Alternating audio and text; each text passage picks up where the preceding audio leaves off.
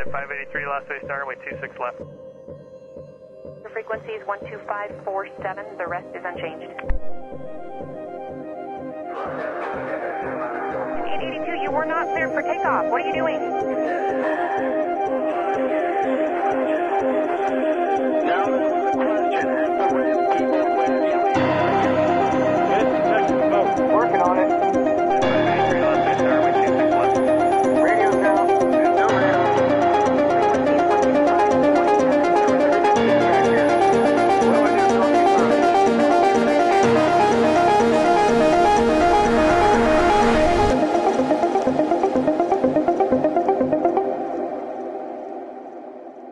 Bonsoir à tous et bienvenue dans Ground Frequency pour la deuxième émission de cette deuxième saison de notre émission aéronautique. Donc ce soir, je suis accompagné comme souvent d'Alexandre. Bonsoir Alexandre. Et bonsoir à tous. Eh bien, nous recevons ce soir Gérard Felzer. Bonsoir, merci de Eh m'accueillir. bien, nous sommes ravis de te recevoir donc, à l'Aéroclub de France que tu connais bien. Alors pour te décrire rapidement, tu as une longue carrière aéronautique, de pilote de ligne à désormais président d'Aviation Sans Frontières, en passant par pilote de tout type d'aéronef, aventurier, inventeur, consultant télé, chroniqueur, vraiment une grande carrière, et président de l'Aéroclub de France entre autres. Bon, on va pas tout citer maintenant, on va pouvoir revenir lors de l'interview.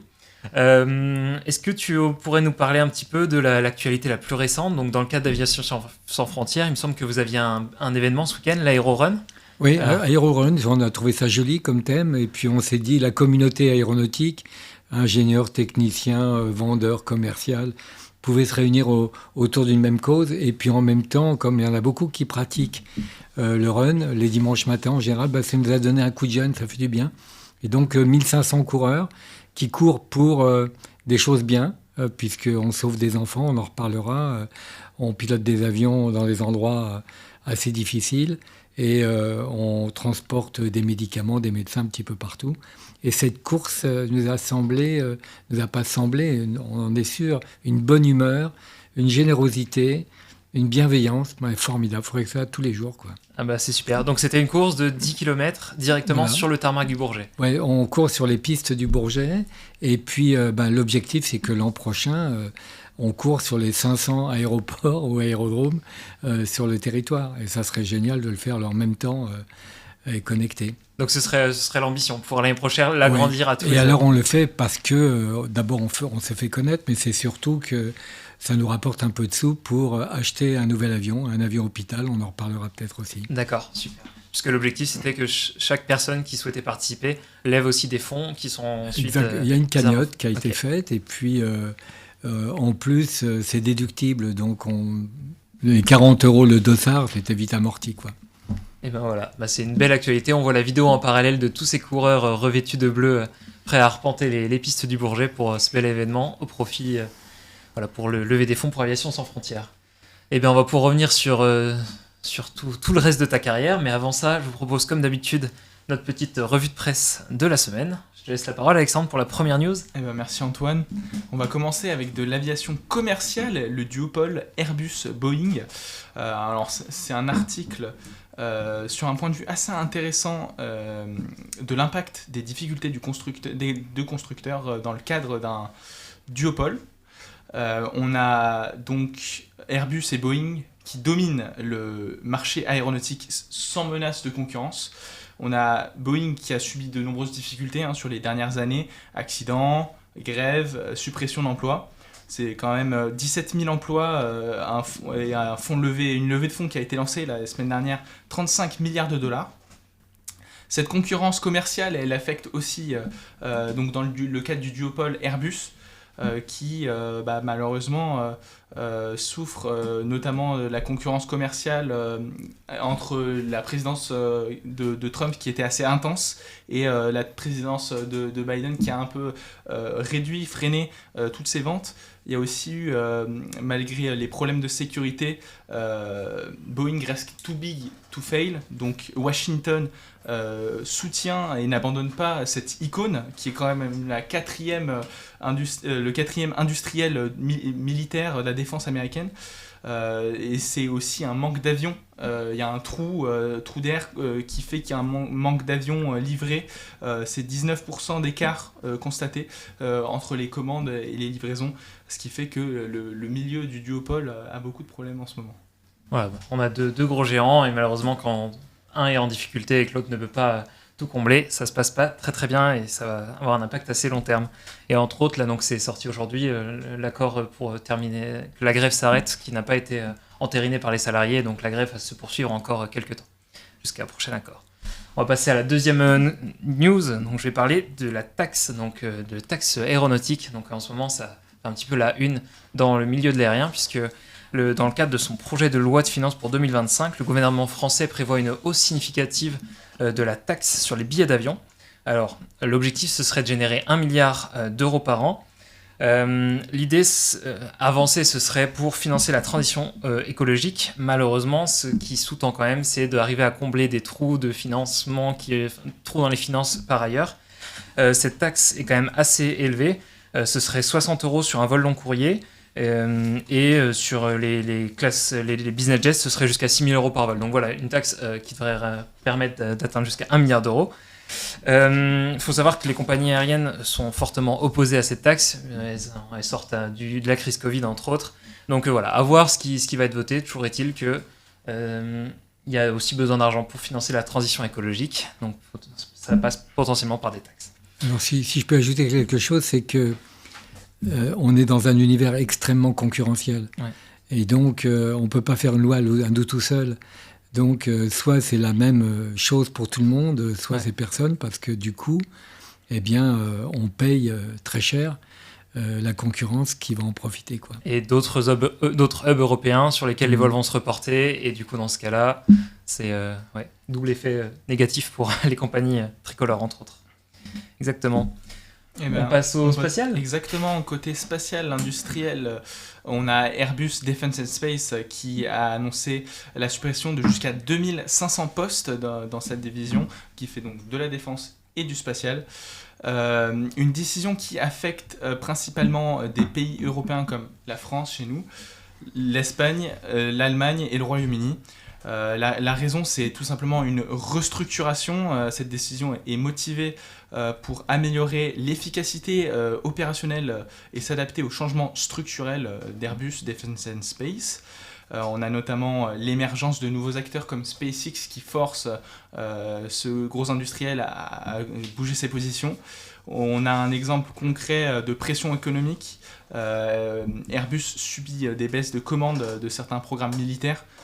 Il y a du mal à vendre tout ce qui est A400M et notamment aussi Eurofighter, ce qui fait que malheureusement on arrive à ces conclusions. Il y a une inquiétude en tout cas du côté des syndicats, notamment en France et en Allemagne, qui dénoncent cette restructuration avec l'impact sur l'effet post-Covid, comme tu l'expliquais avant, pour Boeing et Airbus.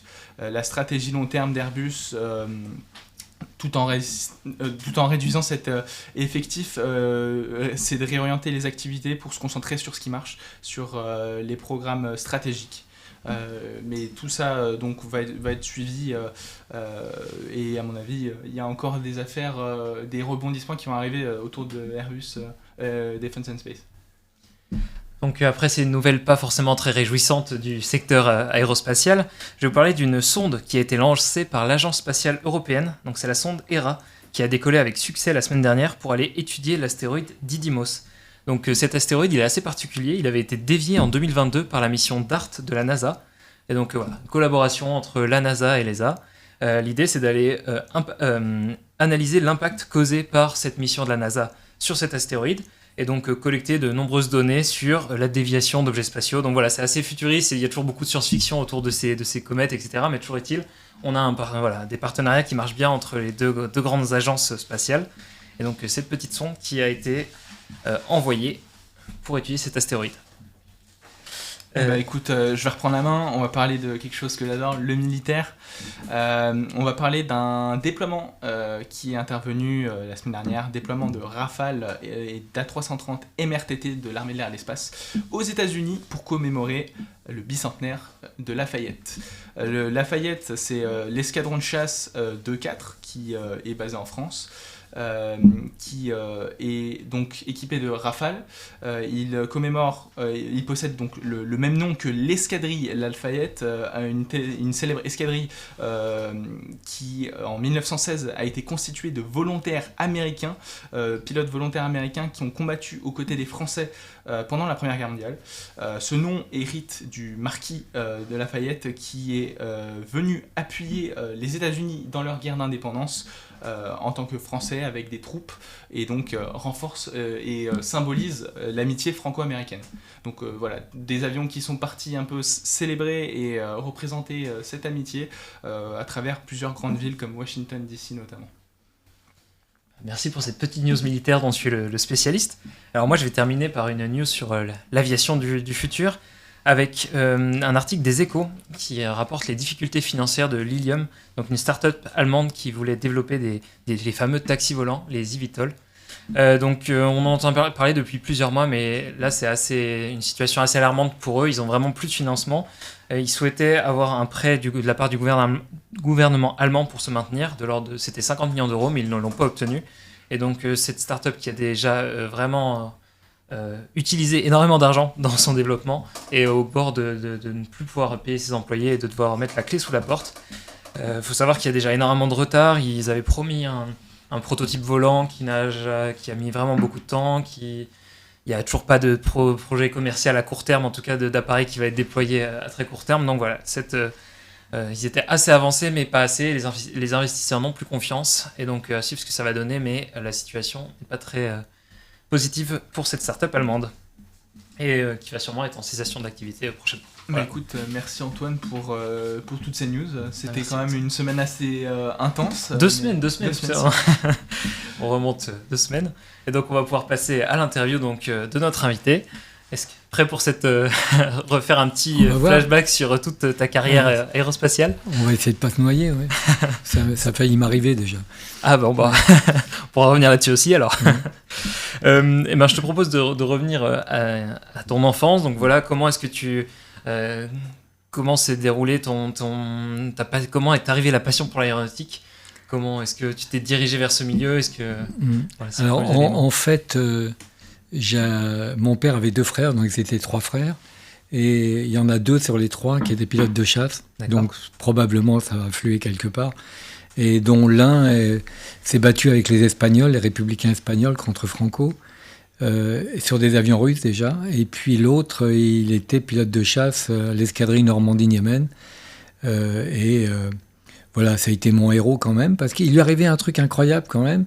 Il était en train de chasser un avion allemand, la Luftwaffe, c'était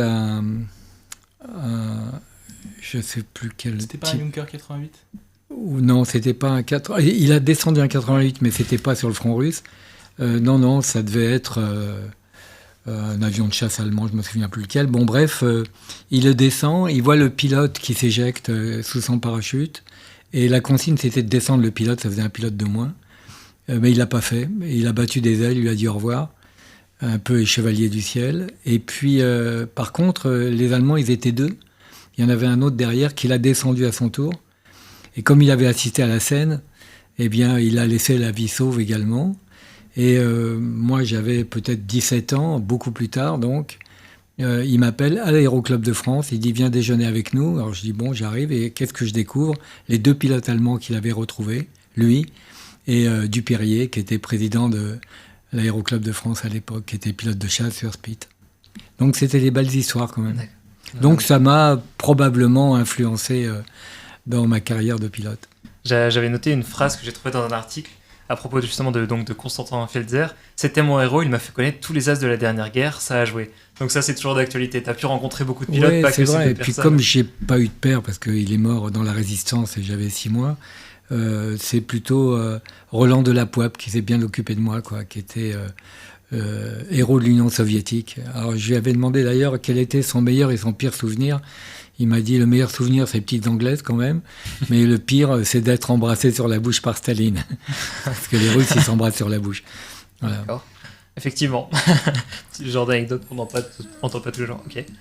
Et donc, du coup, tu as Alors, pu voler rapidement. Dans ce ouais, cadre-là, tu du as rencontré coup, plein de personnes. Est-ce que tu Alors, te souviens de ton premier l'autre vol influence, c'est que, bon, ils étaient pilotes, mais mon père est né à Kiev avec ses frères et ma mère à Moscou. Donc, on est en pleine actualité en ce moment. Ils doivent se retourner dans leur tombe parce que c'est un peu triste ce qui se passe, quoi. Mais une culture assez que j'ai toujours connue dans ma jeunesse, quoi. On parlait russe à la maison et voilà. J'ai failli faire mon stage d'ingénieur d'ailleurs en Russie. On m'a pas conseillé d'y aller. J'y ai D'accord. pas été. Avec une double casquette, ça aurait été délicat, quoi. D'accord. Donc, dès la plus jeune enfance, quand même, dans le milieu aéronautique, il y Oui. avait pas mal de pilotes russes, entre autres. Oui. Ok.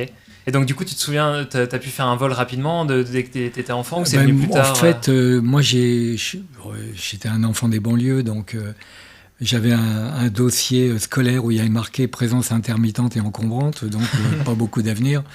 Donc, j'ai jamais pu aller jusqu'en terminale. Et bon, ma famille, c'était la rue, quoi.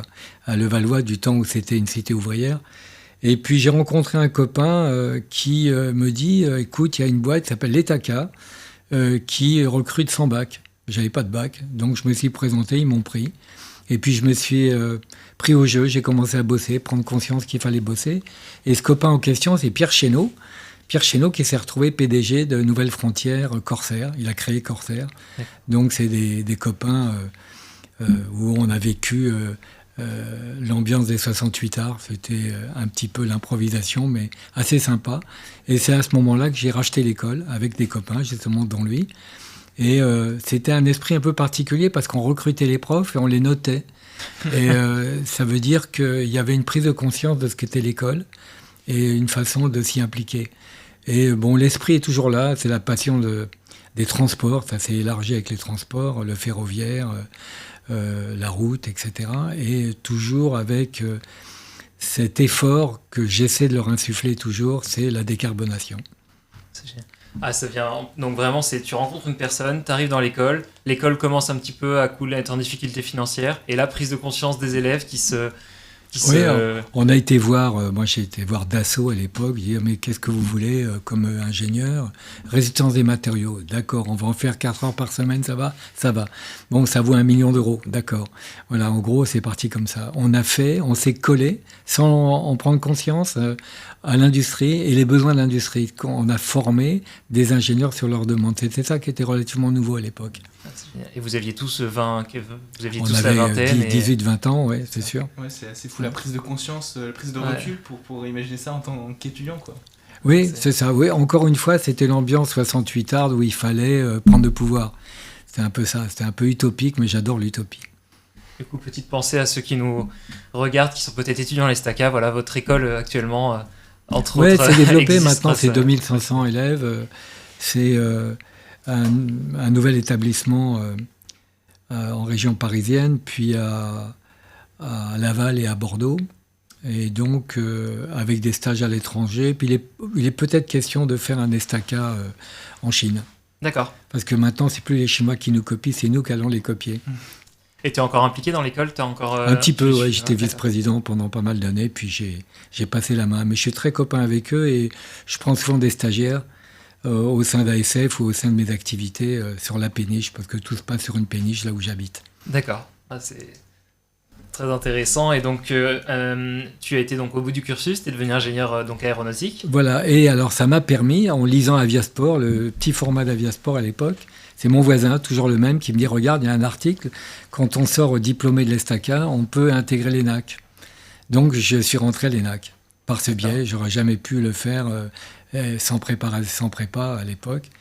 Donc, et puis une fois qu'on est dans le circuit, ben, c'est juste magnifique, quoi, parce que on n'en revient pas, on est payé pour faire de l'avion. C'est un truc de dingue, quoi. Et donc, quand j'arrive donc, il a fallu que je passe les brevets théoriques. Et puis après, quand j'arrive avec ma petite bagnole, j'avais une bagnole à l'époque que j'avais bricolée, à Montpellier, on voyait tous ces avions jaunes, des Morane 733. J'ai dit, merde, je vais jamais y arriver, quoi. C'était formidable. Et puis, j'ai eu des instructeurs extraordinaires. Il y avait une sélection, hein. La sélection, on était 4, il y avait 3 arrêts métiers et moi. Et on savait qu'ils en prenaient 1 sur 4. Et finalement, on a été pris tous les 4. Mais il fallait se battre. Et mon instructeur a été absolument génial, quoi. Il me faisait poser sur un champ dans le coin, redécoller, demi-tour, poser en haut de sens. On avait un atterrissage par minute, en gros. Et quand je me suis présenté, les mecs m'ont dit « T'as déjà piloté, c'est pas vrai ?» J'ai dit « Non, j'ai pas piloté, j'avais un super instructeur. » quoi. C'est bien de transmettre son savoir avec passion. D'ailleurs, quand on est pilote de ligne, on signe un contrat comme quoi on deviendra instructeur un jour. Et c'est pas mal. Moi, j'ai appris beaucoup de choses avec les stagiaires. Surtout ce qu'il fallait pas faire. On apprend beaucoup de choses, mais par contre, c'est super de pouvoir les repartager après la jeune génération. Et puis, l'expérience des autres, ça sert. Hein. Moi, j'ai deux choses qui m'ont frappé. Un jour, c'était les premiers longs courriers. J'étais sur Boeing 707. Donc, c'est de l'Antiquité. Et c'est un avion particulier, il n'y a pas d'informatique. Hein. Il y a des câbles et puis des contre-gouvernes qui demandent une certaine anticipation. J'étais au bord de la piscine en bouquinant le bulletin de sécurité des vols. C'est un bulletin qui existe toujours, tous les mois. Tous les incidents qui ont lieu dans le monde entier, on profite de l'expérience des autres. Et je tombe sur un vieux capitaine qui me dit... t'es sopo, tu peux pas te reposer, il y a les belles hôtesses, en fait, t'as que ça à foutre d'aller. Je dis bon, d'accord. Et le soir, on redécolle pour Bombay, Dubaï-Bombay. Et puis, c'est lui qui était aux commandes. J'annonce la vitesse, il tire et il se passe rien. Il me dit, ça décolle pas. Et on voyait le bout de piste arriver. Et en fait, je venais de lire l'après-midi que quand ça pouvait arriver, eh bien, il fallait pas tirer comme des dingues, ça décollerait pas, c'est pousser au contraire, régler le trim qui était pas calé au départ et retirer après. Donc j'ai hurlé à moi les commandes, j'ai poussé, j'ai réglé le trim, j'ai tiré, on a décollé. On avait encore la roulette en dehors de la piste, le train d'atterrissage qui était encore dessus, donc c'est passé juste. Comme quoi, la seule chose que je dis à mes jeunes pilotes quand je fais des simulateurs ou autres, c'est de leur dire il n'y a qu'un seul livre qu'il faut lire, c'est La sécurité des vols. Prendre tout le reste d'expérience possible. Oui, parce que dans une vie, on ne fera jamais ce qu'a fait l'ensemble des... on ne fera pas du Sullenberger en se posant de la baie d'Hudson. Hein. Je l'avais appelé quand j'étais président de l'Aéroclub de France ici, en disant, écoute, c'est quand même sympa ce que tu as fait, il fallait y croire, quoi. Et d'abord, il ne fallait pas de bateau, il fallait un peu de chance. Et puis, j'ai dit, il y a deux choses que je voulais te dire. Un, j'aurais pas aimé être à ta place. Et deux, eh bien, chapeau. Ça a fait un très beau film que je recommande d'aller voir, Sully. C'était très, très beau. C'est sûr que c'est une histoire pas banale. Et oui, la Tom Hanks, c'est... C'est ça, la réalisation par Clint Eastwood. Oui. Eh bien... Après, donc tu as commencé ton cursus de pilote de ligne.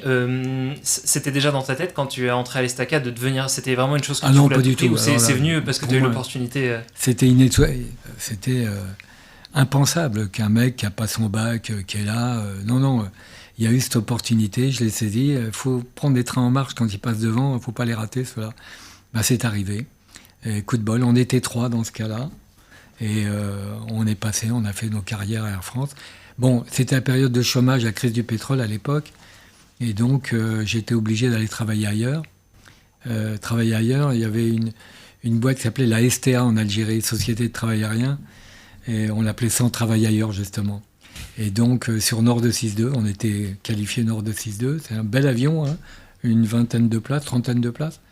Et puis dans les oasis, je pilotais en djellaba, c'était génial. J'avais cousu mes galons sur ma djellaba. Et c'était relax et c'était formidable. Il n'y a pas de GPS à l'époque, hein, on se paumait assez facilement. Hein, dans les tempêtes de sable en l'occurrence. C'était un peu sportif, mais c'est bien. J'ai essayé juste avant, j'étais à Katmandou, j'avais des copains qui étaient pilotes là-bas, à l'Arnaque, Royal Nepal Airlines Corporation. Mais simplement, ils n'avaient plus besoin de pilotes, donc je suis revenu en Algérie. Mais des expériences intéressantes. C'est bien d'avoir vu autre chose quand on rentre à Air France, qu'on est hyper connecté, qu'on travaille en équipage. C'est pas pareil, quoi. Pas les mêmes conditions de travail, mais ça, niveau pilotage, ça t'a beaucoup appris. Et donc, du coup, ton diplôme d'ingénieur de l'Estaca, j'ai lu quelque part que tu avais été un petit moment avec l'ingénieur Berthier sur l'aérotrain. Est-ce que c'était en parallèle ou est-ce que c'était avant d'entrer à l'ENAC? Comment ça s'est fait?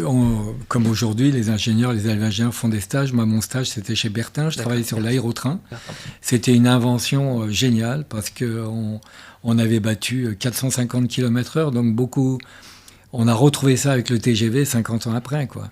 Et Monsieur Bertin, qui était un homme extrêmement doué et visionnaire, nous disait moi je fais ça pour l'écologie. C'est un mot qu'on ne connaissait pas encore. Et il dit parce qu'on met des piliers tous les 50 mètres et on va laisser passer la biodiversité.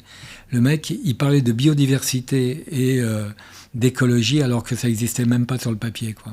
Génial. Ouais. Ouais, c'était bien. Donc, un petit stage chez Bertin, ça fait du bien. À un moment, d'ailleurs, on faisait des maquettes. C'est une boîte qui prenait des brevets, hein, beaucoup dans le militaire, d'ailleurs. Et on avait imaginé, on travaillait pour les industries du verre, les plaques de verre à soulever. On faisait un convergent-divergent. Bon, bref, on avait fait une petite maquette. On balançait des cacahuètes et les dépiotait. On récupérait les graines. Et les mecs me disent, mes collègues me disent, va voir Bertin et dis-lui qu'on a inventé un dépioteur de cacahuètes. Bon, je me doutais qu'il se foutait un petit peu de moi, mais il a accepté. On a pris un brevet et puis voilà, il l'a vendu. Comme quoi, l'imagination, c'est formidable, hein. C'est Einstein qui disait l'imagination, c'est plus important que le savoir. Faut des idées avant tout. Ouais, il faut les réaliser. Il faut les réaliser, mais déjà, on peut pas les réaliser si on n'en a pas. Ouais. Donc, ce petit côté inventeur déjà, et puis même du coup la première graine de tout ce qui était écologie, ça commençait déjà à cette époque-là. Oui, alors après, une fois dans le circuit, j'ai fait partie. J'ai la licence numéro 1 de l'ULM. Ça n'existait pas à l'époque. Et la Fédération aéronautique l'a refusé, l'ULM. Ils ont fait une connerie. Parce que du coup, il y a beaucoup plus d'ULM que d'avions. Il y a beaucoup plus de pilotes d'ULM que d'avions. Et puis aujourd'hui, c'est des petits avions. Quand ils vont à 300 km/h, c'est un avion. Et on a retrouvé, avec l'ULM, le mouvement ULM, un engouement à l'ancienne. C'était des bouts de tôle, des bouts de toile. On a pris des risques insensés d'ailleurs. Heureusement qu'il y avait les parachutes. Moi-même, j'ai déclenché. Ça sauve des vies quand même, hein. Moi, j'ai paumé ma gouverne de profondeur, donc je suis parti. Donc je déclenche mon parachute, tranquille. Et là, on vit une deuxième vie du coup. Et puis je regarde, j'ai dit merde, je vais me poser sur le clocher de la cathédrale de Châlons. Et donc j'étais un peu emmerdé. Et puis j'ai réussi à me décaler. Et puis je me suis posé sur le parking, sur une voiture. Mais pas de mal. Pas mal comme atterrissage, c'était mieux que de se cracher dans l'ULM. Ouais. J'ai une citation de ton ami, il me semble, Nicolas Hulot, qui a dit que tu faisais voler des engins qui n'auraient normalement jamais dû quitter le sol. Est-ce que c'était vrai ça? Des engins qui étaient vraiment à l'époque? Oui, c'est vrai.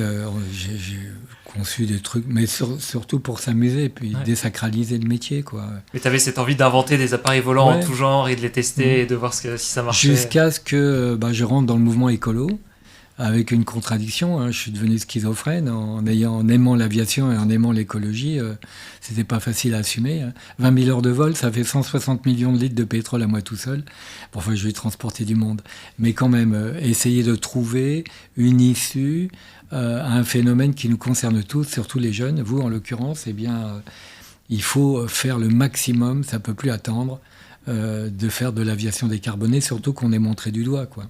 Alors, créer des vocations, c'est ce que je disais à Catherine Monnery, c'est bien, mais avec un objectif. L'objectif, c'est vivre mieux. Et vivre mieux, c'est respirer. Et c'est être conscient que le dérèglement climatique, il est à nos portes, quoi. Mince. Sache que c'est tout le but de l'émission. On veut créer des vocations en montrant qu'il y a encore de l'espoir, il y a des choses à faire. Il y a beaucoup de choses à faire dans l'aéronautique, mais en tout cas, nous, c'est ce qu'on porte. Via l'Aéroclub de France, Catherine Monnery qui avait lancé le projet. C'est tout ce qu'on veut, c'est montrer il faut des ingénieurs, il faut des gens qui ont des idées, il faut plein de monde qui ont envie. Et puis de... peut-être monter des startups. Moi, je me souviens un jeune garçon qui a créé un hélicoptère. Il était à Airbus Hélicoptère avant, Guimbal, Bruno, est formidable ce qu'il a fait avec sa petite hélice carénée à l'arrière. Donc, il faut les aider. Les jeunes qui veulent monter leur entreprise, c'est quand même sympa, ça. Beau projet.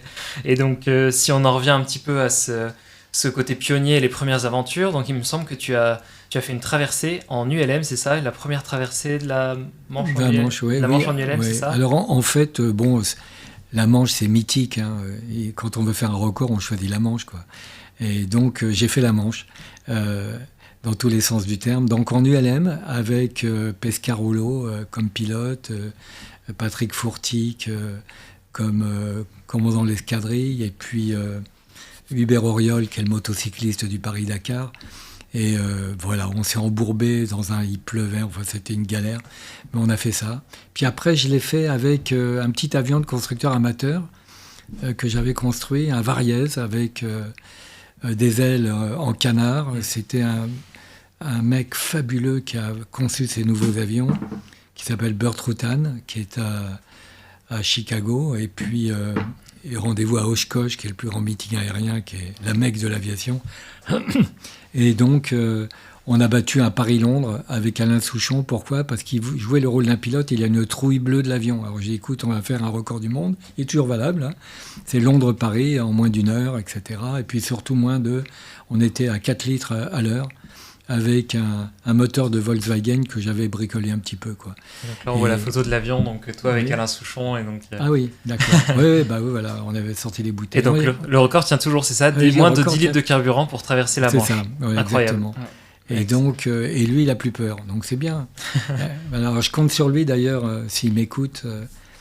Eh bien, on va faire un concert caritatif l'an prochain avec 4500 chanteurs pour nos 45 ans de l'Aviation sans frontières. Donc, je compte sur lui et sur Laurent Voulzy. Génial. Donc, ça donne envie. Hein. Juste d'entendre les 2-3 noms comme ça, 45 ans, ça se fête. Hein. Ah oui, c'est sûr. Oui. Et donc, il y avait l'ULM, il y avait aussi le vol libre. Il me semble que tu as tout ce qui était parapente, oui, paramoteur. Paramoteur, oui. Alors, j'étais pas l'inventeur, mais aux États-Unis, j'ai fait la connaissance d'un gars qui a inventé le parachute à moteur sur roue, avec un petit bicylindre à l'arrière. Et puis, j'ai fait la traversée de la Manche avec ça. Sauf qu'il y a un hélicoptère qui me filmait. Et il a fait de très belles images, mais il est passé au-dessus de moi, donc mon parachute s'est complètement dégonflé et j'ai eu du bol, il s'est ouvert au dernier moment au Cap Grinet en Bretagne. Enfin, j'avais le record, donc voilà, j'étais content avec ça.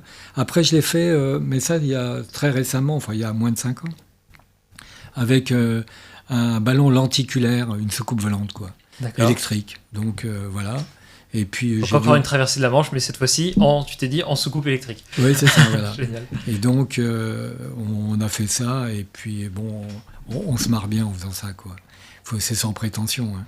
Donc tu t'en lasses pas. Si demain, tu as une autre idée, de traverser la Manche. J'ai voulu franchir un cap en disant, bon, la Manche, c'est bien, mais l'Atlantique, c'est mieux.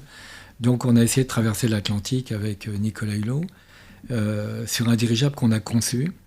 Et j'avais comme directeur des vols et directeur des essais en vol un gars formidable qui nous a menés jusqu'au bout, quoi. On a posé des tas de brevets. C'était compliqué quand même parce que bon, le pédalage, c'est uniquement pour récupérer de la route et arriver à bon port, en Martinique notamment. On était sponsorisé par les magasins Continent. On a appelé ça d'un continent à l'autre et ça a marché, quoi. Donc... il faut séduire, mais il faut faire des études, il faut voir les retombées.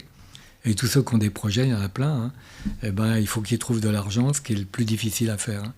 Bon, enfin, ce n'est pas les premiers. Hein. Christophe Colomb, il a fallu 7 ans pour avoir les financements. Donc, voilà. D'ailleurs, je me souviens, mon premier sponsor, c'était la Redoute. Et j'arrive dans le Nord, là, à Roubaix, et puis j'appelle... le rédacteur en chef ou le chef publicitaire, il me dit mais oui, envoyez-nous un dossier. Je dis non, je suis là, je décolle en plein milieu de la ville et je fais le tour de l'immeuble.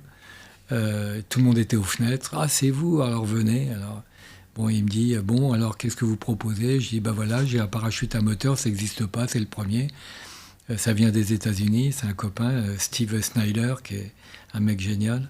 Et je lui dis, on va faire votre pub, puisque dans le métro, j'ai vu que vous livrez en 48 heures, sinon rien, et on voit des parachutes. Donc, parachute, c'est moi. Bon, d'accord, je vais en parler au patron. Alors, il va en parler au patron. Et pendant ce temps, il y a le secrétaire qui vient me voir et qui me dit, alors, ça marche? Et je dis, je ne sais pas combien lui demander. Elle me dit, 50 000 euros, en gros, l'équivalent aujourd'hui. Il revient, il me dit, le patron est d'accord, combien? 50 000, d'accord. Je dis, tiens, c'est vachement facile. En fait, c'était pas si facile que ça. Mais c'était bien, quoi. Facile la recherche de sponsors en fait, quand on a des bonnes idées et que niveau marketing ça colle avec... Surtout qu'on n'était pas catalogué ULM, on n'était rien.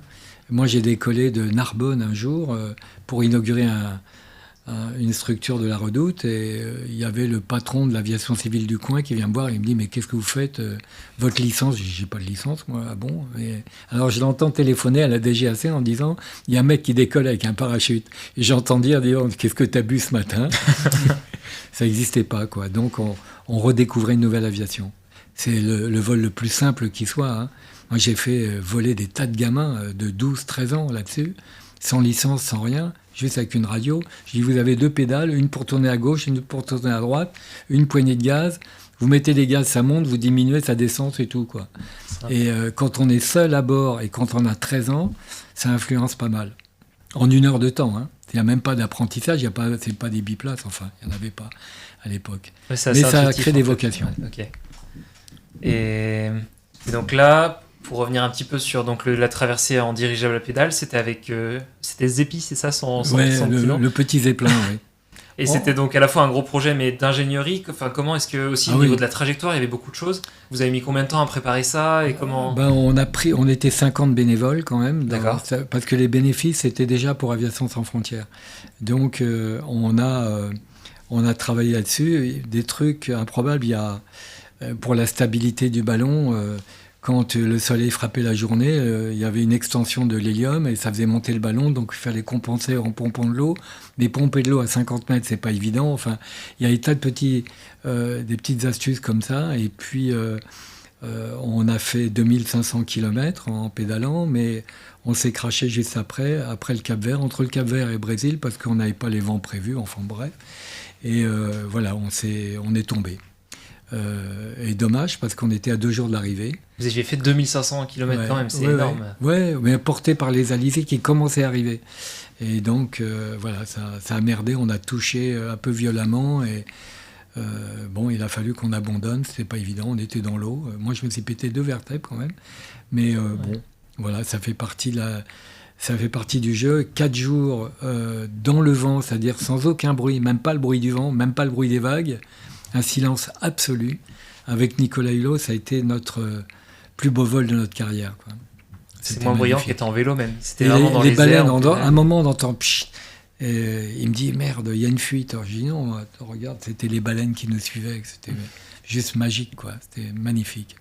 Donc ça reste encore maintenant le plus beau vol. Ça reste les meilleures sensations. Ça, c'est bien, ouais. Et puis le dirigeable revient. Il y a toute mon équipe qui est partie travailler chez Flying Whales.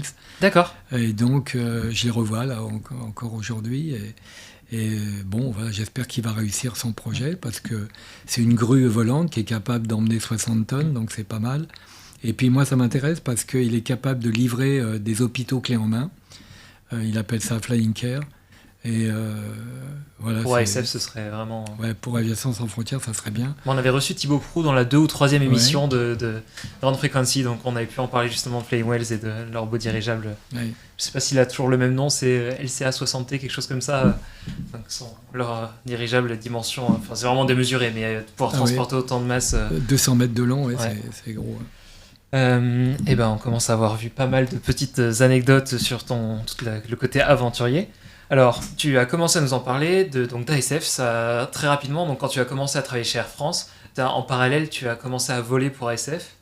Comment ça s'est fait ? Est-ce que tu as rencontré des personnes ? Comment est-ce que l'idée t'est venue ? Il y a cette association. Alors, en fait, j'étais copilote sur 747 et puis on allait à Rio et j'y allais à Rio. Mon commandant de bord, c'était Gérald Similovski, c'est le fondateur d'Aviation sans frontières. Donc on a sympathisé et tout. On arrive à Rio et je lui dis tiens, j'ai acheté un ULM, il est à Rio, viens, on va faire un tour tous les deux. Alors c'était les premiers ULM en toile.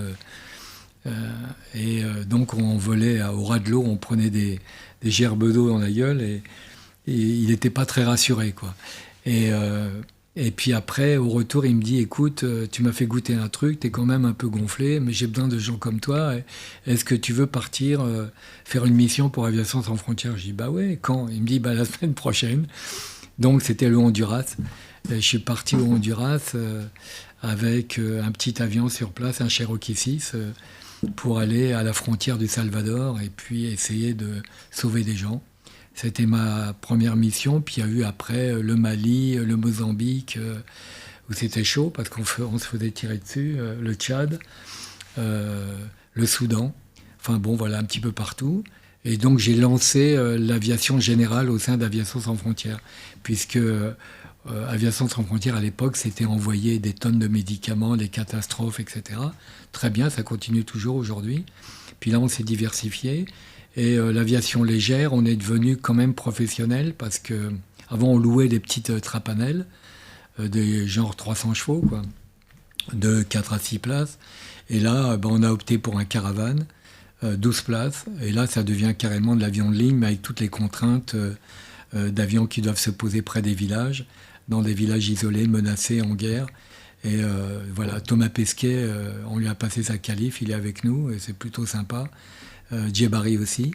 Et donc, on forme une belle équipe. Sauf qu'il faut vendre, il faut des commerciaux, parce que c'est un avion qui reste au sol, ça coûte très cher.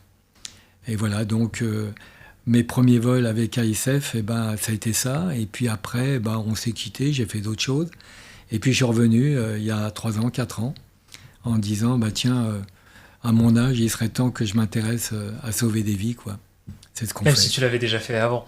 C'était y revenir et voilà. C'était, non, mais aux commandes, ça veut dire être suffisamment imaginatif, donner envie.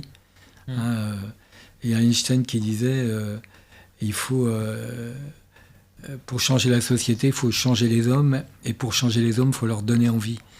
C'est ça, quoi. On essaie de donner envie. C'est une très, très belle mission. Et donc, pour parler un petit peu des différents objectifs, donc il y a une partie, c'est envoyer du matériel, donc profiter des soutes dans les avions de ligne, c'est ça, de la place qui pourrait rester pour envoyer du matériel. Il y a la partie aviation générale. Donc là, vous faites aussi de l'acheminement de matériel ou c'est beaucoup d'évacuation? Quelles sont les principales missions? On appelle ça des missions. J'aime pas beaucoup ce terme-là, ça fait missionnaire, mais ou des palettes. On dit mission humanitaire. Oui, mission humanitaire. Donc il y a cette partie avion qui nous bouffe la moitié de notre budget quand même. D'accord. Et puis, mais on est aidé par l'ONU pour des missions particulières en RDC et en RCA, sauf qu'il y a un sentiment anti-français dans l'Afrique équatoriale qui n'est pas évident. Donc, il faut être généreux et puis faire du développement. Il y a une section qui marche beaucoup aussi, c'est l'accompagnement d'enfants malades qui doivent se faire opérer du cœur. Donc, il y a mécénat chirurgie cardiaque et la chaîne de l'espoir, le professeur Deloche. On leur amène les enfants, on les place dans les familles d'accueil et on les ramène chez eux après être opérés. Et là, il y a tout le village, enfin, c'est magnifique. Là, on sauve vraiment des vies. 1000 par an, quand même, on fait. Et puis, il y a la messagerie médicale, c'est-à-dire un accord avec tous les pilotes d'Air France, en l'occurrence, en disant, est-ce que vous acceptez une valise dans laquelle il y a les médicaments? Et puis, voilà, on a fait ça au bricolage. Et puis, on l'a officialisé avec la direction qui a accepté qu'on mette directement dans les soutes des paquets de 8 kilos. On fait 10 000 colis par an.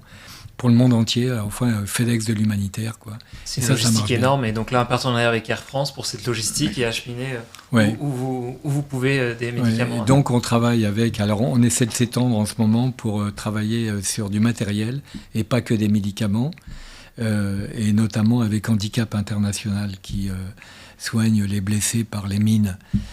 C'est terrible. Et puis il y a une mission également fret humanitaire, pareil. Alors là, ça par la mer, avec des accords qu'on peut avoir avec CMA, CGM ou d'autres.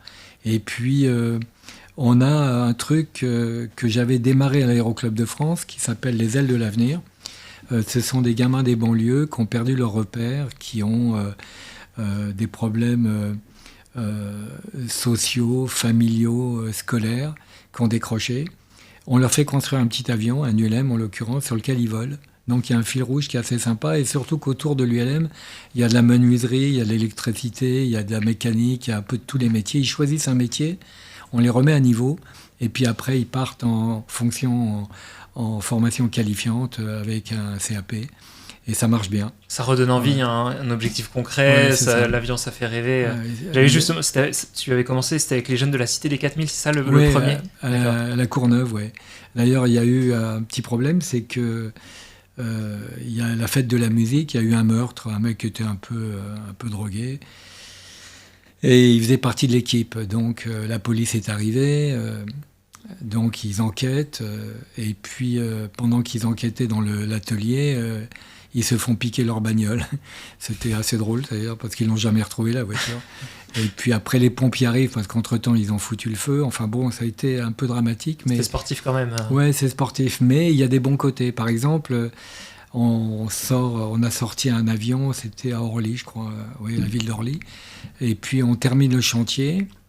Et à mi-chantier, j'ai un copain qui m'appelle, qui a une entreprise informatique, et il me dit, écoute, je prendrais bien un stagiaire de chez toi si tu cherches. pour qu'ils connaissent l'entreprise. J'ai dit, bon, je te l'envoie. Il m'appelle et il me dit, écoute, il est vachement bien, il sait à peine lire et écrire, mais enfin, en bidouillage informatique, il est génial, je le garde. J'ai dit, on est là pour ça, donc c'est bien. Et quand on a fini l'ULM, le premier vol, c'est moi qui le faisais d'ailleurs avec eux, je leur dis, qui veut venir avec moi? Alors tout le monde, moi. J'ai dit, attendez, on va faire un truc, ça s'appelle contrôle qualité dans l'industrie. Alors regarde, là, il manque un boulon, là, il manque une contrefiche. On est mort. Mais enfin, on y va quand même, on a un parachute. Alors, qui veut venir? Personne. Donc, on redémonte tout l'avion, on le remonte. Et puis, ça donne lieu à un petit coup de champagne, quand même, pour baptiser l'avion. Et puis, qu'est-ce qu'on voit? Le jeune gars qui était parti dans l'industrie, qui vient pour le premier jour de l'avion, bien habillé et tout, tous les copains qui se foutent de sa gueule. Et puis, voilà, ils partent, et puis il me glisse une enveloppe, il me dit, c'est pour toi. Je regarde, il y avait 300 €. Je lui dis, qu'est-ce que j'en fais? Il me dit, c'est pour les potes. Je me suis mis à chialer parce que c'était formidable, quoi. Comme quoi, des fois, ça marche. Ouais. Ça prend du temps, de l'énergie, il faut y croire, Ouais. mais il y a des petits, mais derrière, ça Puis ils vraiment, n'en reviennent ça pas redonne d'avoir envie et des... Les gamins, je vois bien à Toulouse, à Aix, où on est en ce moment...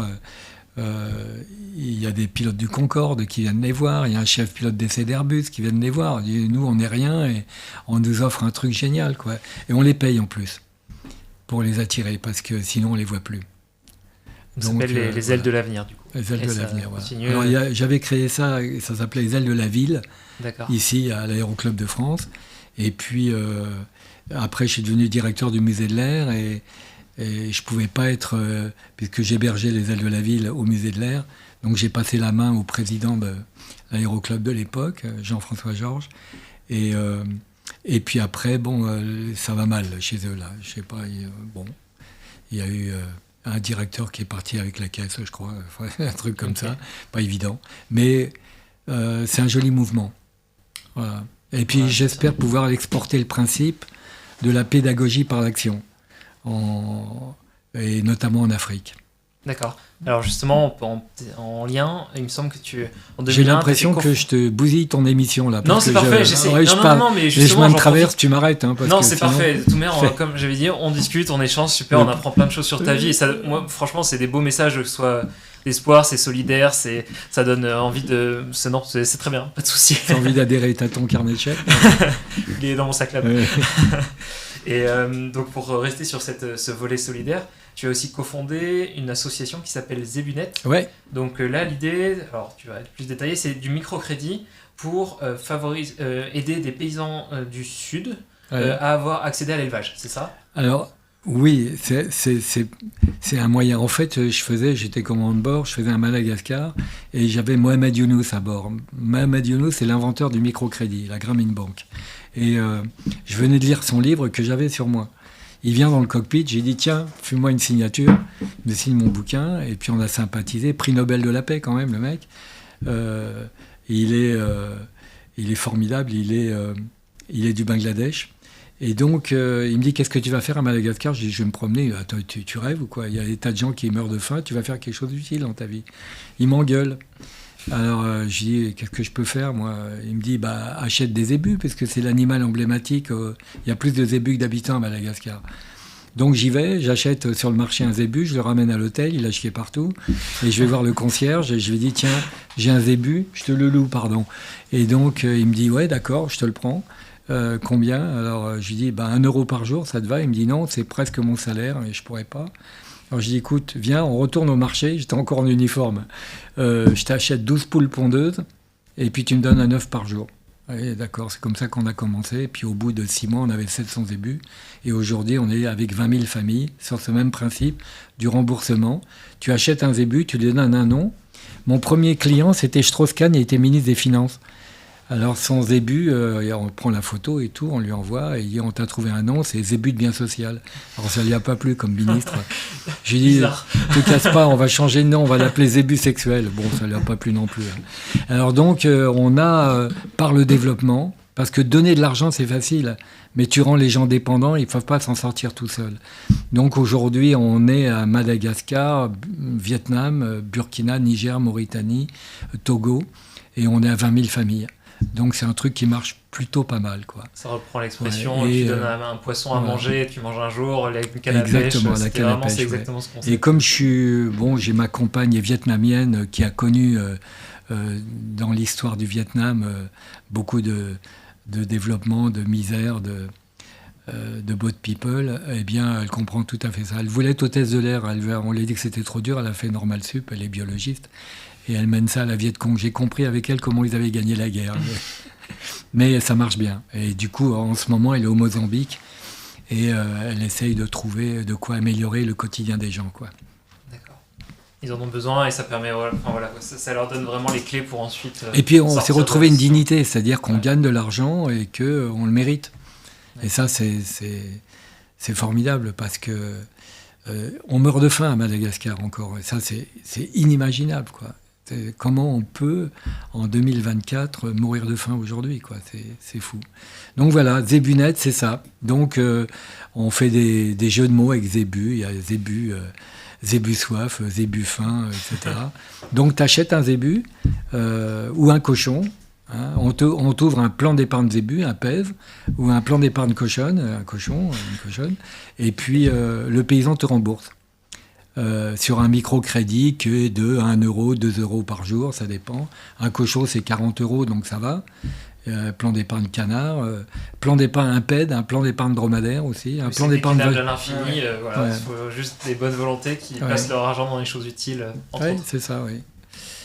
Eh ben, ça fait un... Voilà pour Zébunet.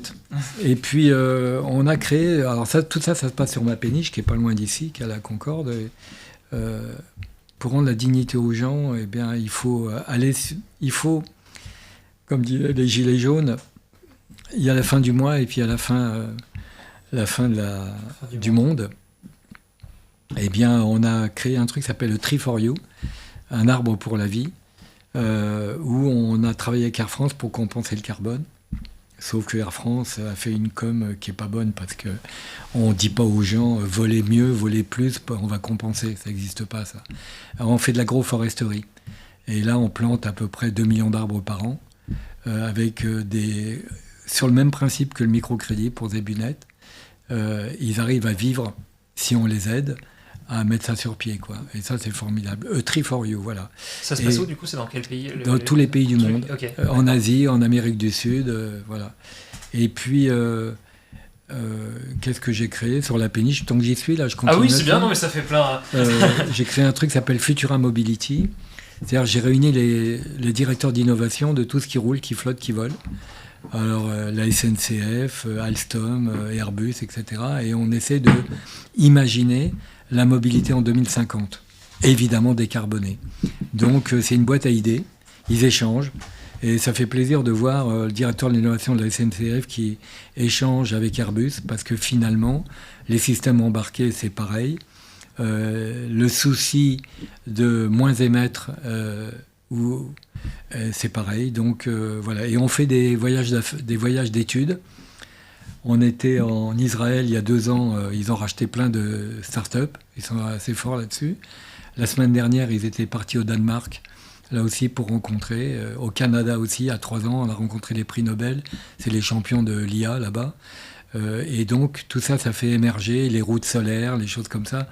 Il y a par exemple un camarade directeur de l'innovation qui travaillent sur les routes et sur les enrobés, et ils font des choses géniales. Et des routes produisant de l'électricité avec du solaire, c'est pas mal. Voilà, donc... Mettre plein de personnes dans la même salle, qui ont Ouais. décidé, qui ont envie de... Ouais, on a de- des petits bureaux et de- ils échangent, on déjeune ensemble, c'est plutôt sympa, quoi. Et puis ma péniche est autonome, il fallait montrer l'exemple. Hein. Génial. J'ai des panneaux solaires de partout, je vous invite, hein, c'est quand vous voulez. Et j'ai des récupérateurs d'énergie avec la houle, et puis des éoliennes. Et avec ça, je refile de l'électricité à mes voisins, quoi. Pas mal. Et il y a EDF qui était venu me voir en disant « Oh, il y a votre compteur qui marche pas, c'est quand même bizarre. » J'ai dit « Mais non, j'ai pas besoin de vous, je vous le vends, moi, l'énergie. » Si on faisait ça sur tous les toits de Paris, par exemple, on aurait une sacrée dette en moins. Ouais. Voilà. Et Donc, on en a énormément besoin pour ouais. décarboner les Alors transports, entre autres. voilà, et j'ai C'est- créé une boîte qui s'appelle Carwatt, où je transforme J'allais y les... Parfait. Ouais, alors Belle transition. elle n'existe plus, hein. J'ai D'accord. largué parce que je suis pas un entrepreneur, je suis peut-être un mec qui a des idées, mais si j'ai pas un mec derrière moi qui sait gérer, un chef d'entreprise, un vrai, eh ben ça marche pas. Et donc c'est ce qui est arrivé, et c'est dommage parce que l'idée est bonne. On a électrifié les bateaux sur le Nil quand même. On a eu le temps de faire ça. On a électrifié des Toyota Land Cruiser pour les parcs en Tanzanie. Donc juste l'idée pour rappeler ce que c'est. On prend une bagnole, on prend ta existante, bagnole, mettre un on moteur retire le électrique. moteur thermique, on le remplace par un moteur électrique. Avec C'est des du batteries. rétrofit. Voilà. Ça s'appelle du rétrofit. On a mis 2 ans pour le faire reconnaître par l'Assemblée nationale, mais ça marche.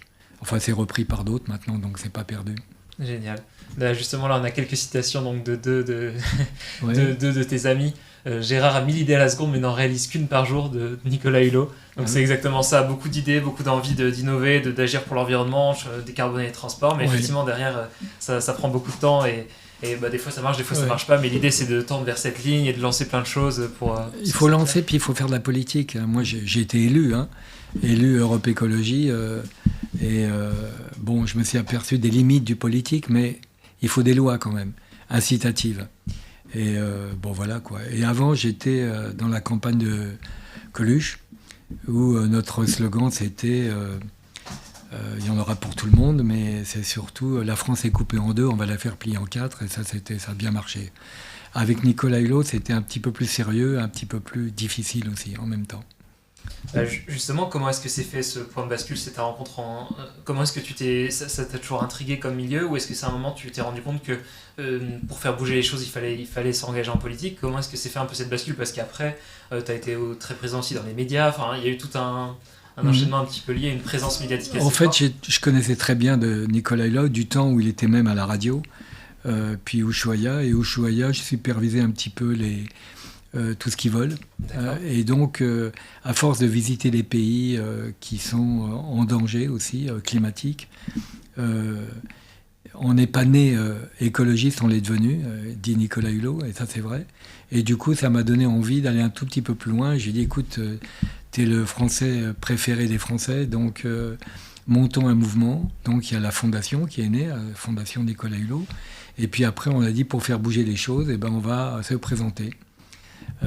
Et là, ça a commencé à paniquer dans les milieux politiques parce qu'ils disaient un mec comme ça, qui est inconnu, etc. Bon, ça n'a pas marché, mais l'idée était là, quoi. Et le mouvement a été lancé. Et quand on a lancé le Grenelle de l'environnement à l'époque, ça a fait bouger les choses. On a commencé à parler vraiment d'écologie avec Nicolas Hulot. Il a eu des prédécesseurs qui ont fait des belles choses, mais à ce point relayé par les médias et par les actions, c'est beau. Et du coup, ça m'a donné envie. Je me suis dit, tiens, je vais aller voir, je vais me mettre à la place d'un politique, je vais me faire traiter de con, qu'est-ce que tu fous? Je vais m'expliquer, et puis on va essayer, quoi. Ouais, il n'y a rien de mieux. Bon, j'ai fait un mandat, pas 2, parce que j'ai vu les limites. Puis on ne fait pas carrière dans la politique, il faut que ça tourne. Les gens, la plupart, enfin, pas la plupart, mais beaucoup... regardent leur mandat, quoi, à être renouvelé, donc ils roulent pour eux, quoi. Et donc voilà, ce mouvement écologique avec Nicolas Hulot, et donc après tu as été aussi beaucoup dans les médias en général, tu es beaucoup intervenu pour parler que ce soit dès qu'il y avait divers événements aéronautiques. Ensuite tu as été aussi donc on a ton livre ici, tu as écrit, je le mets ici. Donc un livre, donc tu avais cette envie aussi médiatique de pouvoir partager tes connaissances, de vulgariser, c'est des choses qui t'ont toujours... En fait, ils m'appelaient quand il y avait un accident d'avion souvent, et puis ils se sont dit, tiens, tu peux peut-être aller plus loin, et du coup, j'ai fait ma propre émission, j'ai fait 40 émissions de 26 minutes pour LCP. Là, c'est une usine à gaz à monter quand même, hein. Il faut avoir l'idée, il faut tourner. Il faut écrire, il faut écrire, ouais. Et puis, j'ai eu la chance que France Info me donne une chronique de 2 minutes 30. C'est très difficile, c'est très long. 2 minutes 30, là, on prend du temps, on s'installe, c'est bien. 2 minutes 30, c'est chaque mot qui compte, hein. Et donc, en Arial 12, c'est 4 secondes par ligne. Donc, je calcule par rapport à ça. Et j'ai fait ça pendant 850 émissions. Donc, et ce qui est formidable, c'est que tu apprends beaucoup de choses. Moi, j'ai reçu la Terre entière, c'était formidable.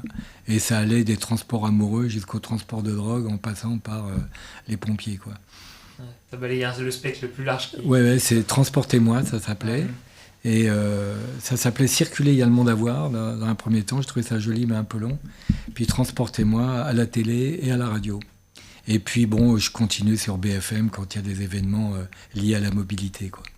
Et ça t'a pris tout ton temps, j'imagine, d'écrire. Ou est-ce que t'avais encore le temps? Ou est-ce qu'à un moment tu te Ah dis ouais, il faut non, que j'arrête pour faire des choses en parallèle? Ou est-ce que là c'était vraiment plein de Là, temps? quand j'ai décidé de revenir à Aviation sans frontières, j'ai abandonné. D'accord. Là, je pouvais plus, là. Mais t'as fait ça pendant des années, c'était pendant C'était 12 ans. 12 ans, c'est génial. Ouais, Bon, bah, on n'a pas encore cette expérience en tant que... ouais ça vient, mais ça va venir. Hein. C'est génial.